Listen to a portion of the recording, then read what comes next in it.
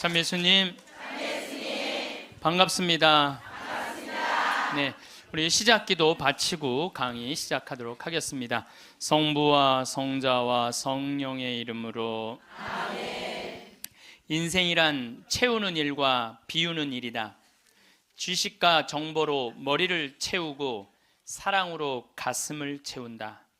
꿈을 채우고 지갑을 채우고 집을 채운다. 그러나 인생이란 비우는 것이 더 중요하다. 다른 사람들의 생각을 받아들이려면 머리를 비워야 한다. 욕심이 지나치지 않으려면 마음을 비워야 하고, 다른 사람에게 베풀려면 지갑을 비워야 한다. 잘 비우는 사람만이 잘 채울 수 있고 기쁨과 보람으로 가득 찬 인생을 살아갈 수 있다. 영광이 성부와 성자와 성령께. 성부와 성자와 성령의 이름으로. 아멘. 예, 제가 작년에 아프리카 잠비아 무프리나라는 지역을 다녀왔습니다. 이곳은 인구가 15,000명인데 에이즈 환자가 1,600명이에요. 여러분들 요새 에볼라 그러는데, 에볼라는 뭐 많이 걸려야 지금 한 10만 명 걸리는데 전 세계 에이즈 환자가 몇 명이냐면 3,500만 명이에요. 물론 이제 에이즈는 어느 정도 정복했다고 보는데, 어쨌든 아프리카는 아직도 에이즈 환자가 굉장히 많아요. 한 15,000명 사는데 인구가 한 1,600명이 에이즈에 걸려 있는 거예요. 그래서 수녀님들이, 그것도 우리나라 수녀님들이 이 에이즈 걸린 아이들이에요. 뭐 나이 먹은 사람은 이미 죽었고, 에이즈 걸린 아이들 이렇게 약도 대주고 영양제도 대주고 그럽니다. 그래서 제가 작년에 가서 우리 의사 선생님들, 또 이 사람들이 이가 아파도 일을 못 빼요. 그래서 이제 치과 의사 선생님들 모시고 가서, 에이즈 환자는 이게 이 빼는 게 굉장히 위험해요. 막 이렇게 이 날카로운 뭐 치과 도구가 이렇게 찔리면 안 되는데, 작년에도 그런 위험이 있었는데, 올해 간 선생님이, 저 수원에서 치과하는 우리 열심한 교우 선생님이 해다 찔렸어요. 그 에이즈 이 피가 그렇게 찔린 거죠. 그래서 어쨌든 이제 뭐 의사 선생님들 모시고 와갖고 이도 빼주고 에이즈 아이들 영양제도 좀 대주고, 그러니까 엄마가 또 빨리 죽으니까 애들, 그 고아 아이들이 많은 거야. 근데 얘네들도 에이즈에 걸려갖고 나오는 거예요. 근데 얘네들이 5kg가 넘어야지 약을 먹는데 5kg가 안 돼. 3kg밖에 안 되는 거예요. 그래서 분유를 먹이면요, 일주일 만에 얘네들이 5kg가 돼요. 그리고 금방 쑥쑥 몸무게가 늘어요. 그래서 거기 보육시설에 가서 분유도 좀 이제 대주고, 그리고 돈이 없으니까 학교를 못 다니는, 초등학교를 못 다니는 아이들이 한 700명 정도 되는 거예요. 수녀님들이 그 아이들을 모아다가 공부를 가르치는데, 돈이 없으니까 책 12권을 가지고 한 명이 공부를 하는 거야. 그래서 필요한 게 뭐냐니까 책을 사달래. 그래갖고 가갖고 2명이 한 권을 볼 수 있도록 해줬어요. 근데 내가 간 결정적인 이유는, 나는 생태마을을 꾸미니까 거기에 자카란다 농장이 있어요. 근데 농장이 80만 평이야. 80만 평. 80만 평인데 수녀님이 2만 평밖에 농사를 안 짓고 있는 거예요. 그래서 내가 수녀님한테 물어봤어요. 수녀님, 이거 농사 다 지면은 보육시설, 병원, 그 다음에 학교 다 운영할 수 있을 텐데 왜 2만 평밖에 못 꾸미고 있느냐? 그랬더니, 신부님, 우리는 맨손으로 농사 짓는다는 거예요. 포크레인도 없고 트랙터도 없고 경운기도 없어서. 여러분들, 맨손으로 농사 짓면요, 한 사람이 1,000평 이상 못 져요. 얼마나 농사가 힘든데요. 내가 생태학교 운영했을 때 학생들 입학을 많이 해요. 막 20명, 30명. 내가 물어봐요. 생태학교에 왜 입학했습니까? 제가 이제 은퇴를 해서 예전에 땅을 한 4,000평 사둔 게 있는데, 그거 이제 농사 지으려고 농사 배우러 들어왔습니다. 그럼 한번 해봅시다. 그래갖고 이제 3월 한 달 동안 모종 내고 거름 뿌리고 막 해요. 한 달 지나고 나서 내가 다시 상담을 해요. 어떻게 농사 이제 한 4,000평 질만 하십니까? 그러니까 해보니까 이게 쉽지 않으네요. 한 1,000평 정도 할 수 있을 것 같아요. 그래요. 3월, 4월, 5월, 더운 이제 6월 이제 지나고 나서 학생들 여름방학 할 때 제가 물어봐요. 이제 한 몇 평이나 농사 질 수 있을 것 같으냐고. 그러니까 이분들이 하는 얘기가 한 10평 질 수 있을 것 같아요. 10평. 맨손으로 농사 짓는 게 진짜 힘들어요. 근데 수녀님이 거기서 맨손으로 농사를 짓고 있는 거야. 그러니 포크레인도 없고 트랙터도 없고 경운기도 없다는 거야. 수녀님, 얼마면 되겠냐가 2억이면 되겠대. 걱정하지 말아라. 내가 한국에 가서 2억 만들어서 보내주겠다. 내가 또 뻥이 또 엄청나게 세요. 내가 신학교 다닐 때 내 뻥이, 저 별명이 뭐냐면 황뻥이었어. 황뻥. 일단 뻥을 쳐놓고 한국에 돌아와갖고 내가 강의 때 몇 번 얘기했어요. 평화방송에도 나가고, 내가 여러분들 아프리카에 정말로 멋있는 일을 하고 싶은데 1,000만 원씩 20명만 도와주면 좋겠다. 여러분들 재산 5억 중에 10분의 1, 5천만 원은 내 거 아니라고 생각해야 된다. 그거는 어려운 이웃 도와주라고 하느님이 축복 준 거다. 나는 5천만 원까지 필요 없다. 그저 1,000만 원씩 20명만 난 도와주면 좋겠다 라고 얘기를 했는데, 절에 다니는 분들, 교회 다니는 분들, 성당, 종파 초월이야. 뭐 성당 다니는 분들, 아무 데도 안 다니는 분들, 이런 분들이 돈을 보내주는데요, 3개월 만에 2억이 들어온 거예요. 난 너무너무 감사해요. 네. 그분들이 정말 큰 마음 먹고 평생 모은 거 내신 분들도 많더라고요.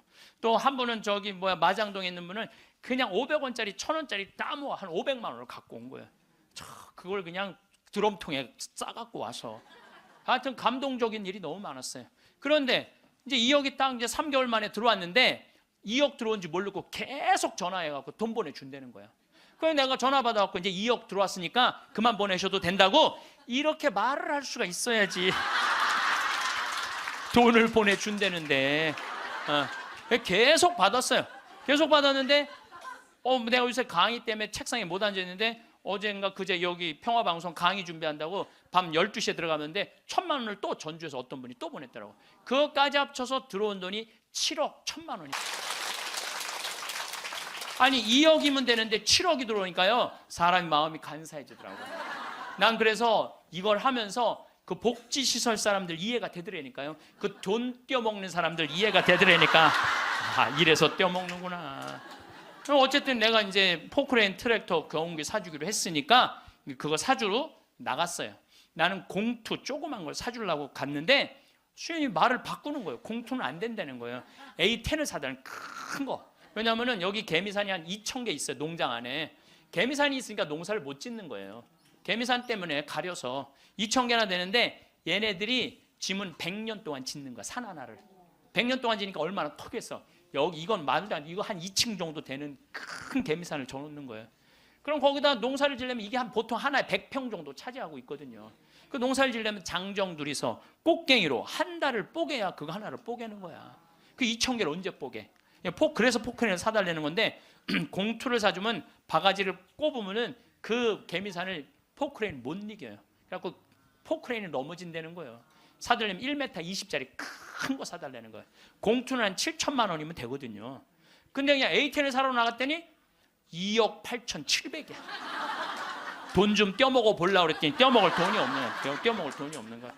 그래도 우리나라 포크레인을 사주려고 그랬더니 우리나라 건 안 된대. 서비스 포크레인은 하면서 호수라는 게 막 터져요. 이렇게 연결돼 있는 게 큰 기계를 하니까 그거를 고치는 거는 볼보밖에 없는 거야.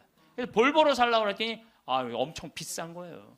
그래갖고 어떻게 약속을 했으니까 2억 8,700짜리 포크레인 샀어요. 그 트랙터 6천만 원짜리 사고 경운기 2대 1,200만 원짜리 사서 작년에 11월 달에 인천항에 가서 택배로 붙였어. 또 이 포크레인이 너무 크니까 포크레인을 잘라요. 난 또 포크레인 자르는 거 처음 알았어. 포크레인을 잘라갖고 컨테이너 2대 나눠서 보낸 거야. 기술자를 보내갖고 붙이는 기술자도 보내고. 근데 여러분들 포크레인하고 트랙터만 보내면 걔네들이 알아서 일해요? 기술자도 따라가야 되네. 그러니까 작년 11월 달에 포크레인 트랙터 택배로 붙일 때 기술자 둘도 택배로 붙였어. 그냥. 그런데 이 기술자들 둘 한 달 월급 완전히 기계를 고칠 줄 아는 기술자를 찾아서 보내야 되니까 둘 한 달에 800만 원이에요. 그 1년 쓰면 1억 아니야. 돈이 팍팍 줄어드는 거야.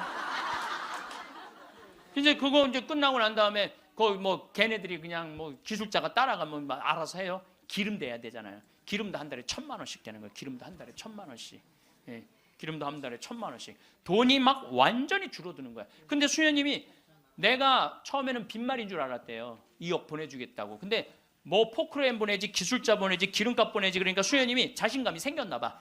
신부님 귀양 도와주실 거 우리가 닭을 팔고 싶은데 지금 잠비아는 여름이에요. 45도까지 올라가요. 그러니까 보통 1시간 거리에 닭을 못 파는 거야. 상하니까. 그러니까 신부님 냉동고를 보내주면은 닭을 팔 수 있을 것 같다는 거야. 얼마냐니까 2,200만 원이래. 뭐 2,000이면 돈도 아니지. 뭐 1억씩 막 나가는데 걱정하지 말아라. 내가 보내주겠다. 내가 보내줬어요. 냉동고를 보내줬더니 수녀님이 너무 신난다는 거예요. 왜 신나냐 그러니까 한 마리도 못 팔던 닭을 한 달에 1,200마리씩 판다는 거예요. 1,200마리씩. 그런데 수녀님이 또 전화를 해서 신부님 문제가 생겼다는 거야. 무슨 문제가 생겼냐니까 닭을 너무 많이 팔다 보니까 닭장이 모자라요. 닭장이. 닭장 줘달래. 닭장. 그래서 얼마면 되냐니까 1억이면 된대. 좋다. 이제 들어온 돈이 다 나가게 생긴 거 이제. 좋다. 닭장 줘주겠다. 그래서 작년에 이제 벽돌 찍는 기계, 닭털 뽑는 기계 다 보내줘서. 그래갖고 이번 여름에 대학생들 20명을 데리고 가서 닭장을 줘주고 왔어요. 내가 이번에 우리 대학생들 20명을 데려와서 너무너무 놀랐어요. 왜냐하면 엄마들이 얘네들 문제 있어서 얘네들 고생시킨다고 보냈는데 걔네들이 가서 일하는 걸 보는데요. 너무 잘하는 거예요. 너무 즐겁게. 그러니까 걔네들은 다 내가 보니까 몸으로 살 놈들을 머리로 살라고 그러니까 걔네들이 힘든 몸으로 사냐 얼마나 너무너무.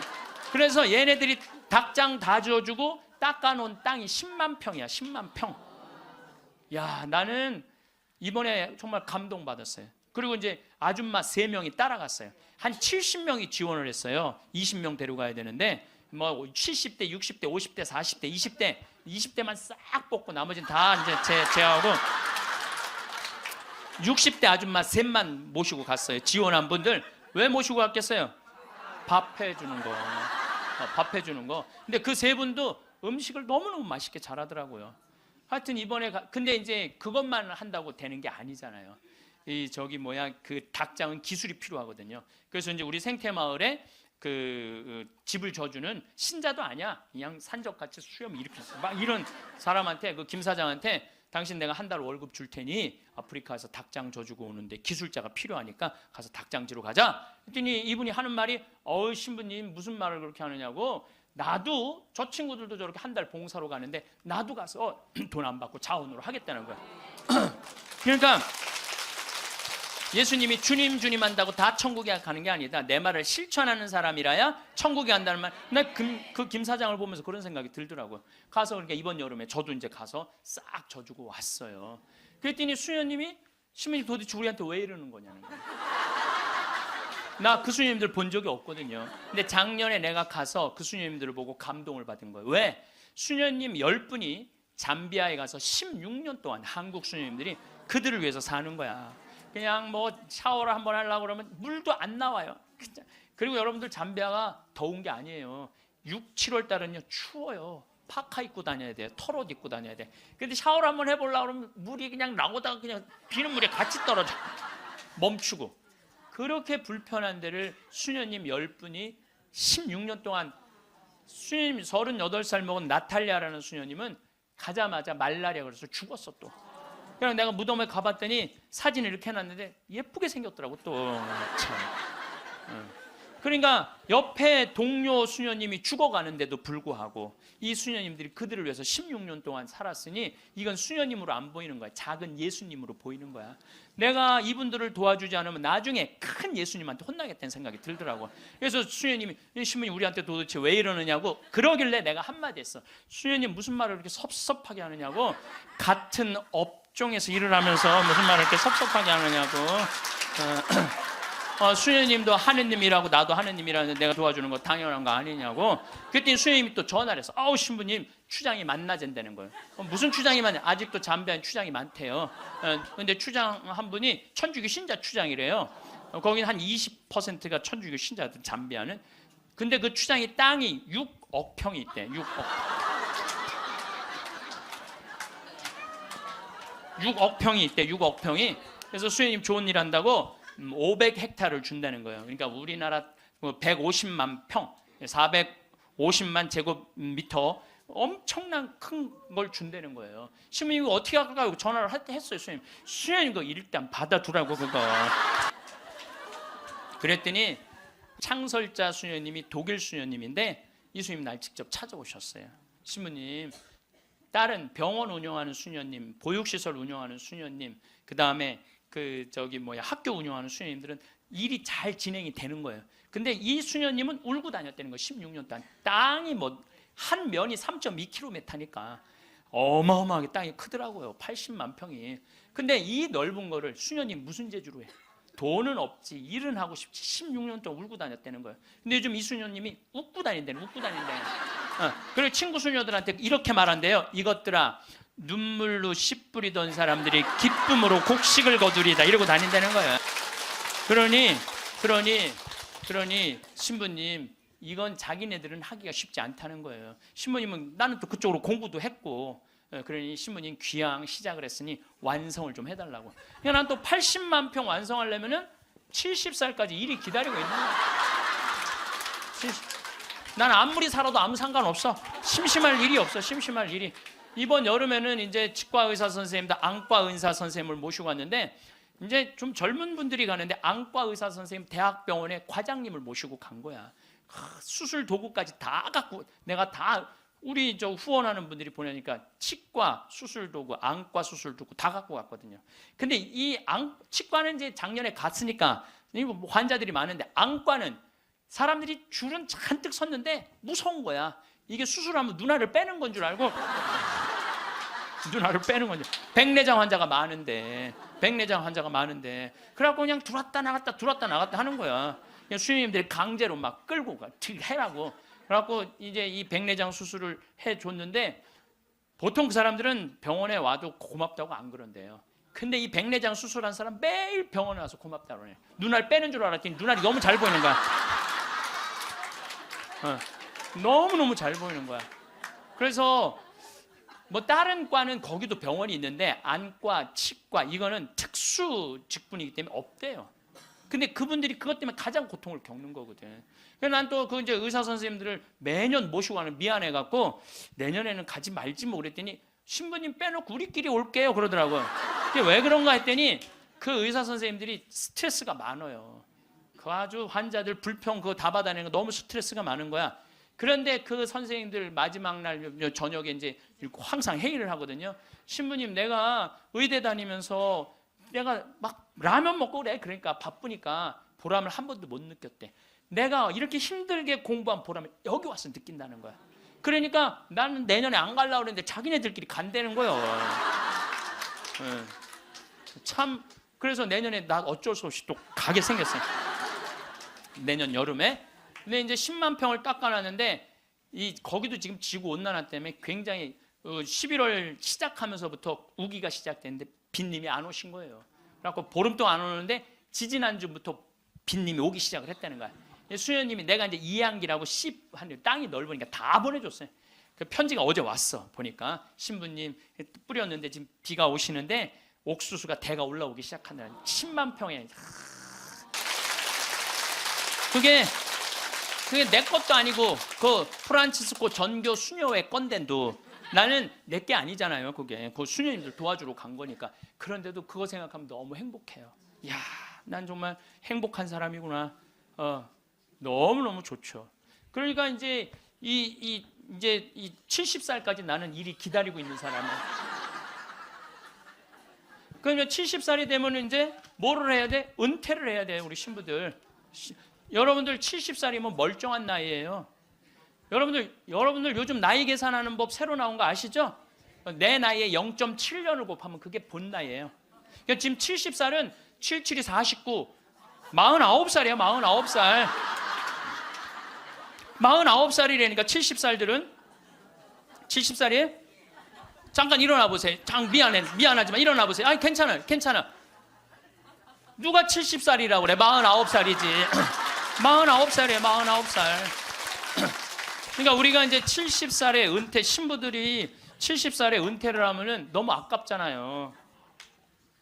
그래서 한 달에 한 번 우리가 동창 모임을 하는데, 우리 동창 신부들하고 그러는 거야. 야, 우리 은퇴해갖고 그렇게 40년 사제로 살았지만은 너무 젊은 때 은퇴한다. 우리 뭐 할까? 은퇴하면은. 그래서 내가 항상 하는 얘기가, 야, 우리 은퇴하면은 이 사주 카페는 있는데 왜 신부 카페가 없냐?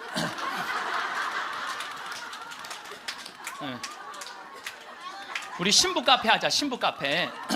아니 요즘 사람들 마음 답답하면 사주 카페 가고 전보 커피 마시면서 전보잖아요. 그러니까 우리도 신부로 여러분들 신부로 귀신의 애비로 40년을 살면요 웬만한 무당보다 나아요. 귀신의 애비로 40년 정도 살면 웬만한 무당보다 낫다니까요. 네, 지금 70살 원로 신부님들 딱 여러분들 보면요 여러분 인생이 딱 보여요. 얼굴이 뭐냐면 얼이 들어왔다 나갔다는 굴이야. 얼이 들어왔다는. 그래서 우리 얼굴 안에 7,000개 인생이 있다는 거예요. 여러분들 얼굴 안에 딱 보면 남편이 바람 피고 있구나 이게 금방 나온다니까. 웬만한 점쟁이 무당보다 낫다니까요. 저도 본당 신부하면서 무당들 세례를 많이 줬어요. 무당들이 천신 자기가 모시는 신기가 떨어지면요 천신을 찾아온다니까요. 그래서 내가 뭐 북도 태우고 막 이거 신물도 많이 태워주고 세례도 주고, 또 어떤 무당은 유방암이 걸렸는데 67, 8쯤 됐는데 평생 이제 점을 봐준 거죠. 근데 이제 나한테 온 거예요. 이제 삶을 정리하고 하느님한테 귀의하고 싶다고. 살아온 얘기 다 들어주고, 그리고 이제 마지막에 이제 죽을 때 또 신부님 성가 소리 듣고 죽고 싶다고. 근데 쫓아가갖고 또 보니까 막 기다리고 있더라고요. 그래서 성모님 성가 듣고 싶다. 그래서 내가 막 성가 불러주는데 그렇게 해서 돌아가셨어. 그러니까 내 품에 죽은 무당도 있다니까. 내 품에 죽은. 내가 웬만한 무당보다 낫지. 웬만한 무당보다 나은 거예요. 그러면 우리가 카페 차려놓고 여러분들 본당 신부님들 면담하려고 그러면 얼마나 힘들어. 본당 신부님 바쁘고 우리 은퇴하면 시간도 많은데. 그래서 우리 잘생긴 시모니 신부가 있어요. 오늘 오후에 만날 건데 시모니 신부 그 커피 바리스타 자격증도 있고 잘생기고 자격증이니까 시모니 신부는 커피 바리스타 하고, 그리고 나보다 7살 많은 베네딕토 신부라는데 얼굴이 못생겼어요. 네. 형은 그 정신없이 왔다 갔다 하지 말고 주방에서 나오지 말고 거기서 나오지 말고 음식하고 음식. 네. 그다음에 뭐 담배만 피우고 아무것도 안 하는 우리 마티아 신부 너는 청소하고. 난 이제 이게 되니까 앉아서는. 내가 장소도 다 봐뒀어요. 장소는 어디로 했냐면은 남한산성 성지가 있는데 남한산성 성지가 새로 성당을 줘서 갔어요. 옛날 구성당이 아주 그 창호주로 잘 져놨어. 그래갖고 그 성당 터 달라고 그랬어. 여러분들 남한산성 그 근처에 또 점 보는 데도 많아요 보면. 그래갖고 이제 거기에 이제 신부 카페. 우리는 은퇴해서도 할 일이 있는 거야. 그러니까 나는 이제 뭐 대학 하라고 이제 기부금도 40억 받았으니까 나는 200살까지 살아도 일이 있어요. 200살까지. 근데 여러분들은 무슨 계획이 있느냐? 나 이걸 묻고 싶은 거예요. 무슨 계획이 있느냐? 지금 60살 되신 분들은 100살까지 살아요. 100살. 50살 되신 분들은 110살까지 살아. 110살. 40대신 분들은 120살까지 살아. 120살. 제가 20년 전에 강의하러 다니면서 여러분들은 이제 100세 시대가 옵니다. 신부님 뻥하지 말라고 무슨 100살까지 사느냐고. 근데 요즘 여러분들 100세 안보장, 100세 연금보장 나왔어요 안 나왔어요? 100세 시대 온 거예요. 근데 올해 한 보험회사에서 무슨 상품이 나왔냐면 110세 건강 안심보험이 나왔다니까요. 그러면 이분들이 보험회사 분들이 야 100세 상품 나왔으니까 다음에 110세 할까? 이거 아니죠. 그때는 암 정복된다고 보는 거예요. 그리고 그때는 치매도 어느 정도 잡는다고 보는 거예요. 혈압, 당뇨 다 잡는다고 보는 거예요. 그러니까 그래 60년 후야. 60년 후인데 여러분들 1년에 0.5년이 늘어나요. 1년에 0.5년 평균. 그러니까 지금 86세가 가장 많이 죽는 나이래요. 86세가. 근데 2020년에는 몇 세에 가장 많이 죽느냐면 90세에 가장 많이 죽는데 2020년. 그럼 2020년이면 몇 년 후에? 6년 후야. 6년 후. 그럼 여기 60살 되신 분들 66살 되면은 90세가 가장 많이 죽는다 그러면 그분들 몇 살까지 살 것 같아요? 100살은 그냥 가는 거 60세들은. 50세들은 110살 가는다니까. 아직 산 것도 아니라니까 여러분들. 40살들은 20년 더 살고 60년을 더 살아요. 60년. 그런데 며칠 전에 러시아에서 먹으면 120살까지 사는 알약을 개발했대요. 미토콘트리아라고 우리가 이렇게 장도 늙어가고 늙어가면서 노화가 진행인데 그걸 먹으면 그 노화 진행 속도를 그렇게 늦출 수가 있다는 거야. 10년 후부터 시판한다는 거야. 120살까지 사는 일이 벌어지는 거야. 120살. 그러면 이거 어떻게 되는 거야, 이거? 이거 보통 심각한 문제가 아니라니까, 여러분들. 지금 웃을 일이 아니에요, 지금. 웃을 일이 아니에요. 예, 심각한 거예요. 3년 전에 우리나라가 100살 이상이 1,700명 선에서 왔다 갔다 했어. 3년 전에. 여자가 1,600명, 남자가 100명. 3년 전에 100살 이상이. 예. 그런데 올해 내가 인구 통계청에 들어서 자료를 뽑아보니까 올해는 100살 이상이 몇 명이냐면 14,000명이에요. 14,000명. 3년 만에 100살 이상이 10배가 늘어난 거예요. 10배가. 10배가 늘어났어요. 90에서 100살까지는 몇 명이냐면 13만 4천 명. 80에서 90살까지는 몇 명이냐면 97만 명. 그 다음에 60에서 70살까지는 270만 명. 그래서 65세 이상이 몇 명이냐면 정확하게 49만 명인데 650만 명이에요. 650만. 65세 이상이 650만 명. 초등학교 애들이 270만 명. 270만 명. 그러니까 초등학교 애 하나에 할머니 셋이에요. 지금 그런 세상이 됐다니까요. 우리는 어렸을 때 길에 나가보면요, 애들이 바글바글했어요. 구슬치기, 딱지치기, 담방구, 자치기. 낮에만 그렇게 돌아다녀서 밤에 깡통 돌리게 해보면 온 놈들이 다 깡통 돌리고 다녔어요. 근데 요즘 길에 나가면 애들 하나도 없어요. 어딜 돌아다니는지. 누구만 할머니, 할아버지들만. 할머니가 길에 꽉 찼어. 또 할머니들이 어서 유모차 주사 유모차를 밀고 온 세상을 다 다녀.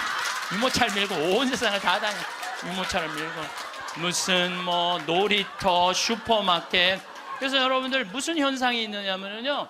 무슨 현상이 있느냐면은 그 노인정 앞에 가보세요. 유모차가 10대씩 끝나고 나면 밀고 다 집에 가고. 이거 어떻게 할 거예요?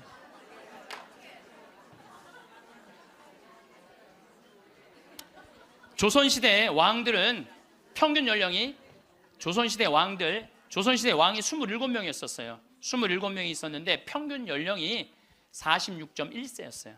왕들이 길게 살아야 46. 왕자고 공주들, 관리 잘한 왕들은 46.1세. 관리 잘하는 왕자도 큰 왕자들 있잖아요. 왕 못된 왕자들. 그거 평균 나이는 36세야. 평민들은 조선시대 35세. 평균 나이 35세. 그때는요, 아무 문제가 없었어요. 그때는 35세. 그러니까 20살에 결혼을 해갖고 35세 주고 40이나 그러면요, 이땐 갈등도 하나도 없어. 20살에 결혼해갖고 3년 애 하나씩 낳으면은 한 7 낳다가 죽는 거야. 7명 낳다가 죽는 거예요. 그렇죠? 네. 삶의 계획이 뭐가 필요해? 그리고 마지막 막내는 놔놓고 누구한테 맡기느냐면 장남한테 맡기고 죽는 거예요. 네. 장남한테 맡기고 죽는 거예요. 네. 계획 세울 필요가 없어요. 근데 지금은 안 죽어. 이게 보통 심각한 문제가 아니에요. 이게 안 죽는 바람에 모든 문제가 다 생기는 거야. 안 죽는 바람에. 여러분 요즘 연금 얘기 참 많이 나오죠? 연금 공무원들이 20년 의무로 내면은 그 다음부터는 받아 먹을 수 있는 거예요. 그럼 20년 냈으면은 20년만 받아 먹어야지. 120살까지는 몇 년 받아 먹을 것 같아? 60년 받아 먹는 60년. 여러분들 나라 망할 것 같아, 안 망할 것 같아요? 망하게 돼 있어요. 이거는 불보듯 뻔한 거예요. 뭐 그리스, 스페인 그래서 망한 거예요. 그래갖고 좀 나라 이제 자식들을 위해서 좀 후손들을 위해서 연금 좀 깎자고 지금 국회에서 정부에서 그러는 거 아니에요? 계산 뻔히 나오니까 연금 깎자고 그랬더니 깎으려는 연금을 안 깎고 머리 깎고 안 된다고 그냥. 아니 누가 연금 깎자고 그랬지 머리 깎자고 그랬어? 그런데 여러분들 이게요, 이게 웃지도 울지도 못할 일이에요. 웃지도 울지도 못할 일이야. 이게 지금 우리나라가 지금 무대책이야. 무대책. 아무 대책이 없는 거야. 그래서 연금 문제에 걸리지. 치매가 우리나라가 지금 58만 명이에요. 여러분들 35살 때 죽을 때 치매 걸려요? 이땐 치매 걸릴 시간도 없어요. 근데 지금 80, 90 방에 가만히 앉아 있으면은요, 네가 누군지 내가 누군지도 모르고 그냥 이러고 있는 거예요.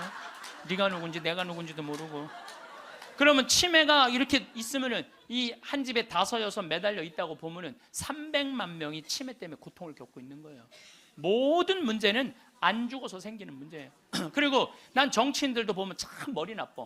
여러분들 65세가 650만 명, 50세까지 되면 거의 1000만 명인데 이제는요 진보가 보수를 이길 수가 없어요.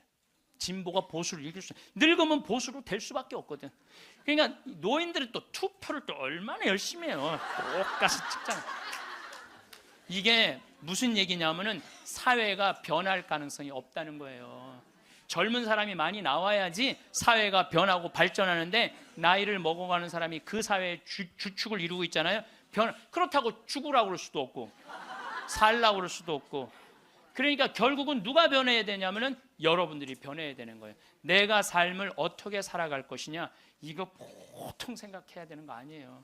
그냥 진짜 웃을 일이 아니라니까요. 지금 여러분들 웃을 일이 아니에요. 그런데 우리나라가 65세 이상 노인들이 OECD 국가 중에 가장 가난해. 가장 가난해. 근데 여러분들 왜 가난한 줄 알아요? 국가가 잘못해서 가난했을 것 같아요? 천만의 말씀. 우리나라가 프랑스보다 교육비를 몇 배를 더 쓰냐면 9배를 더 써요. 프랑스보다 9배 더 써요. 미국보다 교육비를 몇 배 쓰냐면 3배를 더 써. 3배를. 근데 여러분들 생각을 해봐요.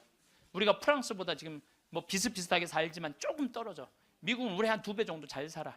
근데 그 2배 정도 잘 사는 나라보다 3배를 교육비를 더 쓰는 거야. 그래서 남자아이 대학 결혼까지 들어가는데 여러분들이 3억 6천이에요. 처음부터 태어나갖고 걔한테 쏟아 넣는 돈이 3억 6천이야. 여자는 3억 4천이 들어가요. 그럼 남자 여자 아들 딸 둘 나가고 결혼까지 시켰으면 여러분들 얼마 쓰면 7억을 쓴 거야. 7억을. 셋 낳았으면 10억을 쓴 거야. 10억. 그러니까 애를 낳아요. 그래서 애도 안 낳는 거예요. 이놈의 교육 때문에 애도 안 낳는 거예요. 그러니까 애가 안 나오면 나라는 어떻게 되겠어요? 이게 머리가 복잡해요. 내가 보기엔 정치인들 머리가 지끈지끈할 거야 아마. 그 생각을 해보면은. 그러니까 65세 넘어가고 OECD 국가 35개 나라 중에 우리나라가 노인이 가장 가난해. 쓸 돈이 없는 거야. 자식들한테 다 쓰고. 그리고 요즘 애들은요 1등 아니면 패배자야 다. 그러니까 대기업에 취직 안 하면 아무데도 취직 안 하는 거야. 그리고 대기업 안 갈 바야 200만 원 받고 일 안 한다 이거야. 그러니까 집에서 논다는 거야. 그럼 노는 놈 누가 책임져야 돼?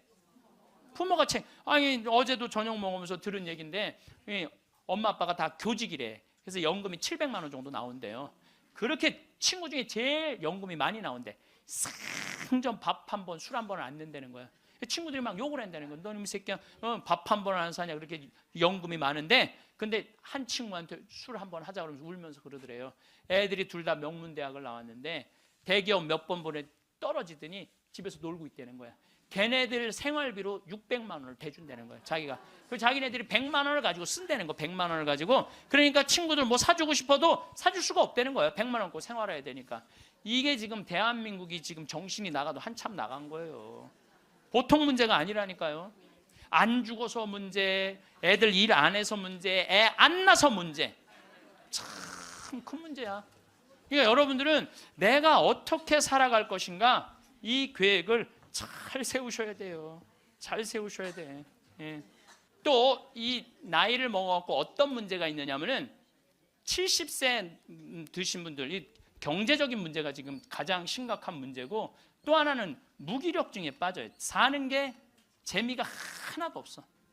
돈이 있어야지 어디 돌아다니까. 돈이 있어야지. 돈도 없고 돌아다니지도 않지. 집에 하루 종일 있는 거야. 집에 하루 종일 있으니까 생전 웃을 일이 없네. 하루 종일 한 번도 안 웃어요. 보면은 한 번도 안 웃어요. 한 번도 안 웃으니까 남이 웃긴 얘기하면은 웃긴 웃어야 되는데 어떻게 웃어야 되는지 모르는 거야. 이 썩은 미소가 나오는 썩은 미소가. 한 번도 안 웃으니까 무기력증에 걸리는 거예요. 그러니까 70살 넘으면 웃기라도 해야 되는데 안 웃고 가만히 있으면 눈두덩 쳐져요 안 쳐져? 눈두덩, 눈가 쳐지고 볼 쳐지고 입가 쳐지고 소파에 앉아고 가만히 텔레비 보고 있으면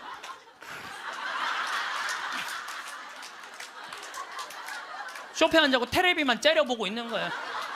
아니 텔레비가 뭘 잘못했다고. KBS 한번 째려보고 MBC 한번 째려보고 SBS 한번 째려보고 평화방송 한번 평화방송 볼 때 더 째려봐. 저 무슨 얘기하는 건가.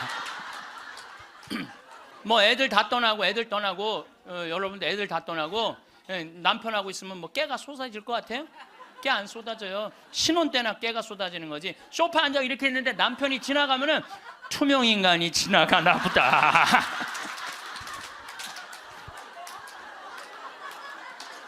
사는 게 재미가 하나도 없는 거예요. 그 어떤 신부님하고 수녀님이 눈보라를 맞아갖고 산을 가는데 헤매다가 이제 오두막집을 발견한 거예요. 발견했는데 다행히 침대가 하나 있고 그 다음에 침낭이 있는 거야. 담요는 이제 바닥 옆에 있고, 그래서 신부님이 수녀님 침대가 하나밖에 없으니까 나는 남자니까 수녀님은 침대에서 주무시고 나는 침낭에서 자겠다고. 그래갖고 이제 이렇게 이제 겨우 이제 그 어른 몸을 녹이고 신부님이 침낭에 이렇게 자꾸로 올고 잘라 그러는데 수녀님이 신부님 저 너무 추워요 그러는 거예요. 그래갖고 신부님 어떻게 해? 그 자꾸를 열고 다시 나가갖고 담요를 하나 이제 갔다가 이제 수녀님 덮어줬어. 수녀님 이제 따뜻할 거라고. 그래갖고 이제 다시 이제 들어와갖고 이제 침낭을 딱 이렇게 해갖고 좀 잠을 막 들어갈 때 수녀님이 신부님 저 정말 추워요 그러는 거예요. 짜증이 나는데 어떻게 해? 남자인데. 그래갖고 다시 이걸 열고 다시 담요를 하나 수녀님 수녀님 진짜 이제 따뜻할 거라고. 그래갖고 이제 겨우 잠을 일어나 신부님 저 정말 추워요 그러는 거예요. 신부님이 딱 일어나서 수녀님 사실은 여기 우리 둘밖에 없다. 아무도 우리 둘이 있는 거 모른다. 그러니까 수녀님 우리 부부처럼 오늘 밤을 좀 지내자. 그랬더니 수녀님 아우 좋아요 그랬어요. 수녀님이 아우 좋아요. 아유 좋아요. 그래서 그럼 부부처럼 하는데 내가 지금부터 말을 좀 하겠다. 수녀님 그 수녀님 말을 내가 빼겠다. 당신 자꾸 짜증나게 할 거야? 그 빌어먹을 담요 당신이 갖다 덮어. 나 잠 좀 자게 나도 좀. 여러분들 부부가 이게 다정하게 이렇게 살다가 늙으면 좋은데 서로 맨날 짜증이 나느니 뭐 지겹대느니 이런 소리 하면은요 늙어서 한 집에 살아도요 있으나 마나요. 있으나 마나야. 하루 종일 혼자 텔레비. 이제 저녁에 며느리가 어머니 식사하세요. 방문 땅땅 두들겼는데 또 이 시어머니 또 전기세 또 불은 깜깜하게 꺼. 째려보던 눈빛 그대로 파란 텔레비 불빛에 밥 먹으라고 이렇게 째려보면요 며느리가 심장이 땅땅 떨어지는 거예요. 사람은요 눈꼬리가 올라가지 이쁜 거야. 입꼬리가 올라가지 이쁜 거예요. 그래서 젊은 사람이 웃을 때 시원한 게 눈꼬리가 올라가고 입꼬리가 올라가서 시원한 거예요. 내가 이렇게 이렇게 젊은 사람은 눈에 확 띄어요. 눈꼬리 쫙 올라가고 입꼬리 올라가서. 또 나한테 강의 들어오면 그냥 와. 신부님한테 온다고 연필로 막. 그런데 할머니들은 아무리 그려도 이게 떨어져요. 그래서 제가 드리는 말씀은 무기력증에 빠져 살지 말고 해만 뜨면 집을 나가라는 거예요. 내가 나이가 먹은 분들은요 무조건 해만 뜨면 집에 있으면 절대 안 돼요. 해만 뜨면 그리고 나이 70살 80살 넘어서 집을 나가주는 게 예의야. 예의. 집에 있으면 안 된다니까요. 그리고 가끔 1박 2일씩 사라져주는 것도 예의에 사라져주는 거. 강원도 평창 생태마을로 사라져주는 게 예의라니까. 하루 종일 웃지도 않고 있으면 뭐가 행복하겠어요. 그러니까 할머니들 오늘 65세가 넘어갔고 나는 해 뜨자마자 여기 나왔다 한번 손 들어보세요. 내가 늘 말하지만 이 처녀들이 슬기로운 처녀들이라니까. 이 처녀들이 슬기로운 처녀들인 거예요. 그래서 신부님 돈이 있어야지 나가 돌아다니죠. 집 잡혀라. 집을 잡혀라. 그래서 집 잡혀서 경복궁도 가고 덕수궁도 가고 온양온천도 가고 춘천도 가고 맛있는 것도 사 먹고 친구들하고 어울려서 평창 생태마을도 오고 돌아다닐 수 있을 때까지 돌아다니는 거예요. 그래갖고 집 잡혀갖고 돌아다닐 수 있을 때까지 다니는 할머니들은 죽을 때 어떻게 죽는지 아세요?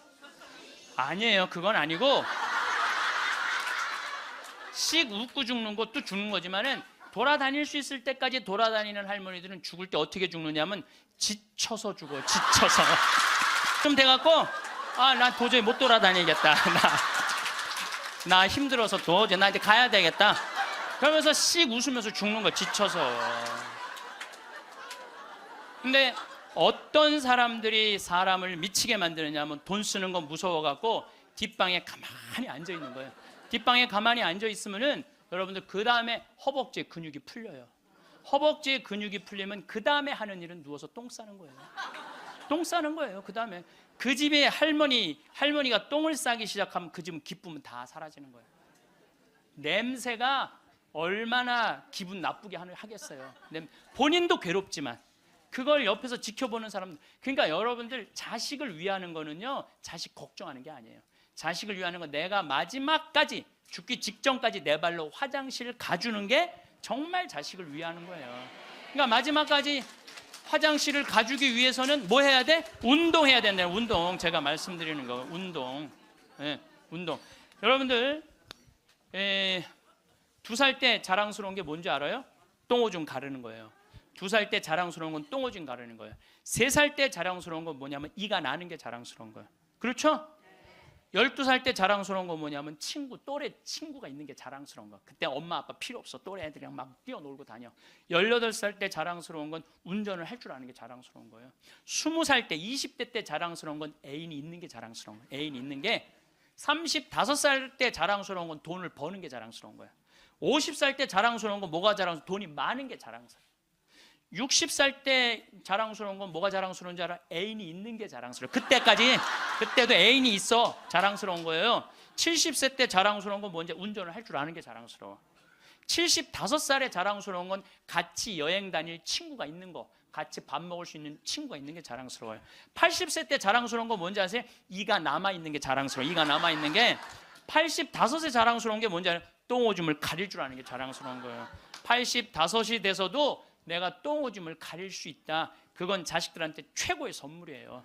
그래서 뭐를 하라? 운동을 해라. 이 운동 얘기부터는 다음에 내가 강의를 여러분들한테 하도록 하겠습니다. 마침 기도 바치겠습니다. 성부와 성자와 성령의 이름으로.